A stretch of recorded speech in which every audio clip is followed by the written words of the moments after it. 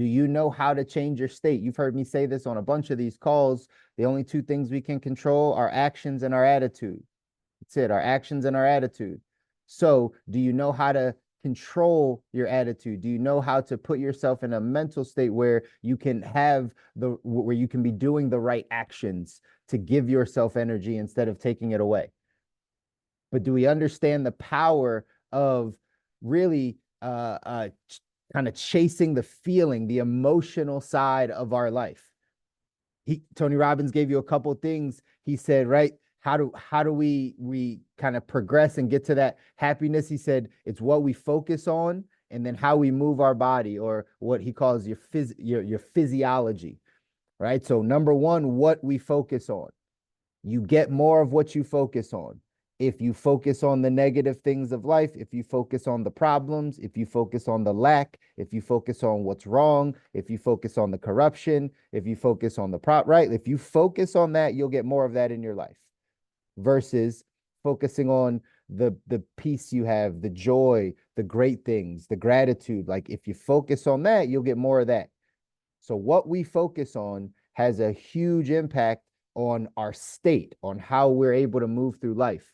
And the other thing he said is your physiology, how you move your body, not just your body, but also, again, your tonality, your voice, your facial expression. You guys know anybody that constantly has a resting, what do they call it, resting bitch face, right? Like just constantly, they just look like depressed. They just look like mad. Like, like that's just their resting state. And you might ask them or talk to them like, hey, is everything okay? And they're like, oh yeah, everything's fine. Even though like their physiology, like their face, it doesn't show that.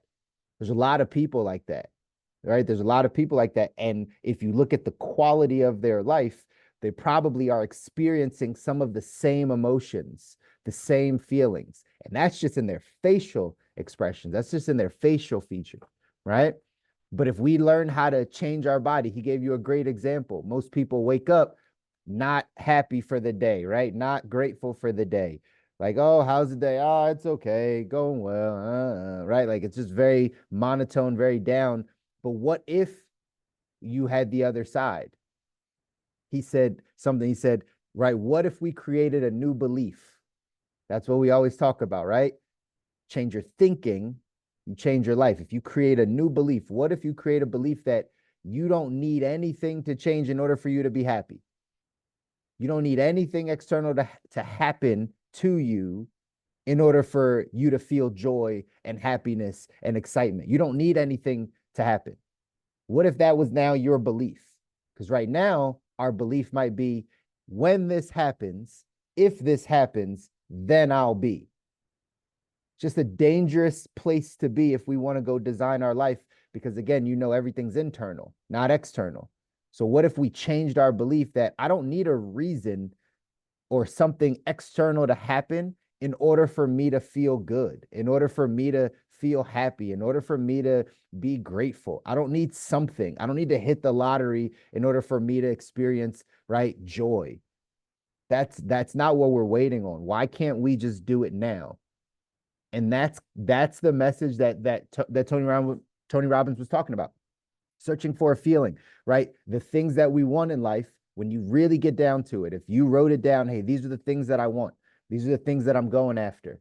Really, the underlying thing is how that thing will make you feel.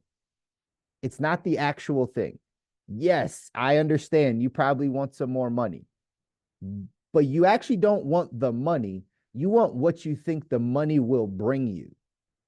You want whatever peace you think is attached to that, or lack of stress, or ability to help someone, and how that will make you then feel. So we have to get very kind of granular with the things that we want, but then go deeper to figure out like what emotion are we really after? What feeling are we really after? Again, he gave a couple of those examples, right? People say they want to be closer to God because of how it will make them feel.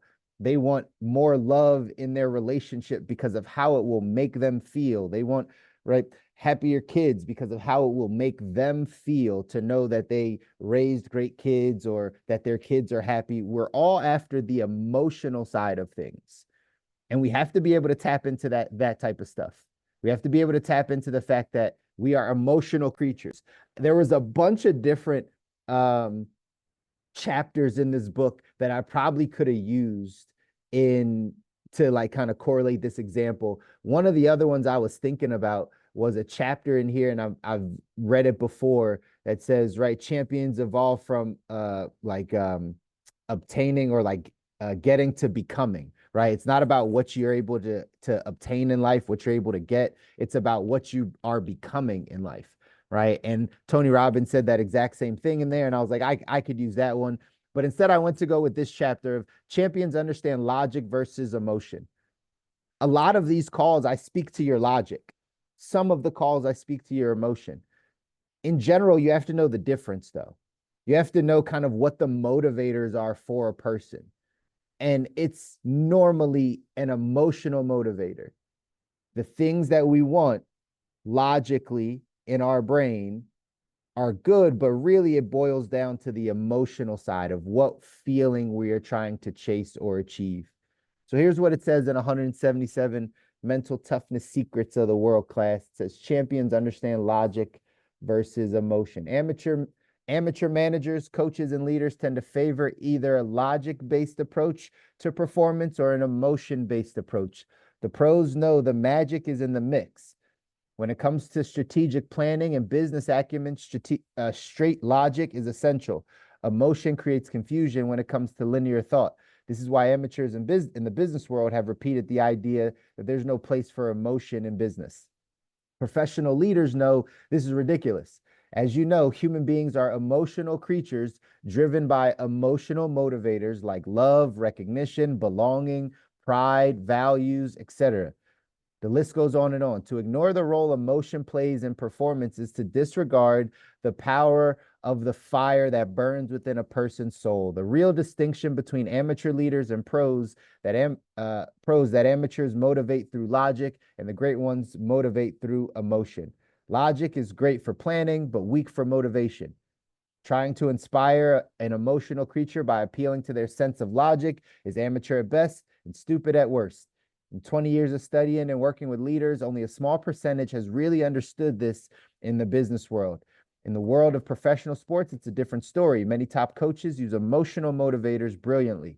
And the best example may be Herb Brooks, who motivated the U.S. Olympic hockey team in 1980 to pull one of the greatest upsets in history. Emotional motivation has the power to drive a team beyond what they actually believe is possible. The sheer force of collective emotion is so overwhelming that it mentally elevates the consciousness of the individual performers, which enables them to tap into a higher level of intelligence. The secular philosophy is that the performers are able to access more of their brain when they are operating in this altered state of consciousness. The spiritual philosophy says that performers have raised their rate of vibration to the same frequency as the force that created the universe. While champions believe in the source of this power varies, while champions' belief in the source of this power varies, they all know that the process begins with emotional motivation. We are emotional creatures searching for the emotional motivators. Again, just correlating some of the things it says, right? This enables them to tap into a higher level of intelligence. What did you hear Tony Robbins say? He said, it's not about being positive, it's about being intelligent. Right? It's about being intelligent. Sure, we're going to be positive, but it's really a matter of tapping into a level of intelligence that allows you to then understand how you operate best. And the emotional side, the emotional motivators is what we have to really ask ourselves what exactly we're after. What feeling are we really after? What is it that we really are trying to experience in life? We think it's going to come from the external world, and it's not. It's going to always be in the internal world. It's always going to be like Tony said. It doesn't have to be one day down the line, we're going to look back on this and laugh. Why not laugh now? Why not experience that emotion now? If the only two things you can control is your emotions, right? Your attitude and your actions, then why not do it now? Why choose to be in a down state? Why choose to be in a lousy state? Just like Tony Robbins said. Why would we choose that? Nothing good comes from that. We don't make the problems go away. It doesn't make things better. We don't treat people better. Like, if we have a choice, if you honestly believe that you have a choice over your emotions, you have a choice over your attitude, then why would we choose to delay the emotion we're trying to feel? Why would we choose to say, hey, whenever this time comes, then I'll feel this way? Well, what if that time never comes? That means you'll never feel that. You'll never feel happiness. You'll never feel joy. You'll never feel contentment. You'll never feel it if you don't get the external things that you're looking for. That's no way to live. That's no way to design our ideal life, ladies and gentlemen. We got to understand that as we're going through, it's the beginning of the month, as we're going through writing down goals, what it is we want to see happen in our family, what it is we want to see happen at our job, what it is we want to see happen in our finances and our business and our health and all the things. What we really want to ask ourselves is, how will this make us feel? What feeling am I really going after? How will this make us feel? Somebody once told me, right, if you ask someone what they want, you have to get 3 levels down of whys. So I just need to I want to make $500,000. Why? So I can be able to make sure that my family is good. Why? Why is that important to you? Right? Well, because they deserve to have everything that they need. Well, why is that important to you? And if you get 3 or 4 levels deep on why, eventually it comes back to an emotion, because it'll make me feel like I was able to be the provider. It will make me feel as if I was able to give them a good life. Like, it's a feeling that we're after. So don't get mixed up with logic versus emotion. The goal that's logical, the goal that you're trying to get to, sure, that's something we have to pay attention to. But what really pushes us to that place is our ability to tap into the emotional motivator. Why do we really want that thing? Why are you really working? Why are you really doing that business? Why are you really waking up early? Why are you really, whatever you're doing, right? Like, why are you really doing it? And if we can tap into the emotional side of things, ladies and gentlemen, I'm telling you, your life will change. But these are, again, little small areas that we have to make sure that we're paying attention to if we want to design our ideal life. I've said this before. These calls, this life, this isn't for everybody. Not everyone wants to grow. Not everyone wants to learn. Not everyone wants to get better. Not everyone wants to be able to design their ideal life. Some people are just content where they're at, and that's fine for them. No shame, no judgment, right? It is what it is. But if that's not us, if that's not you, then we have to start putting some of these little things in place to change how we're thinking about our life. Like Tony Robbins said, what if we created a new belief in us? What if we just created a new belief? And this could be in any area. But he said, what if we just created a new belief that we don't need anything else to go be happy? We have everything we need. We have everything inside of us, because it's all internal. We have everything inside of us that will allow us to go off and be happy. What if that's our belief now? What if we adopt that belief? You know what'll happen? Your actions will change, your habits will change, and you'll experience something different in life. That's what'll happen. If you change your thinking, you change your life. It's always been the thesis, y'all. Now we just got to go practice it every single day. I love you guys. I want you to win. You deserve it. Your families deserve it. If no one else tells you that, I will continue to tell you that.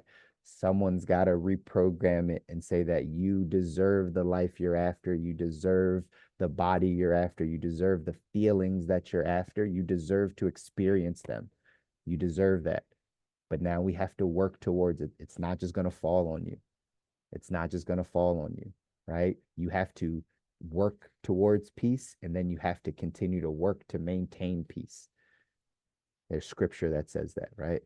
But that's the key. You got to work to maintain these things. And so now is the work. Now is the process of you growing and evolving and becoming that ideal version of yourself, because it's right down the road. But experience these things now. Don't push it all the way off down the line. Start experiencing it now, and then watch how your life changes. All right.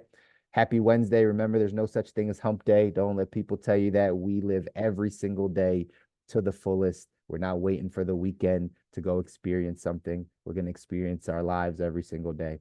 We'll see you guys on Friday. Take care.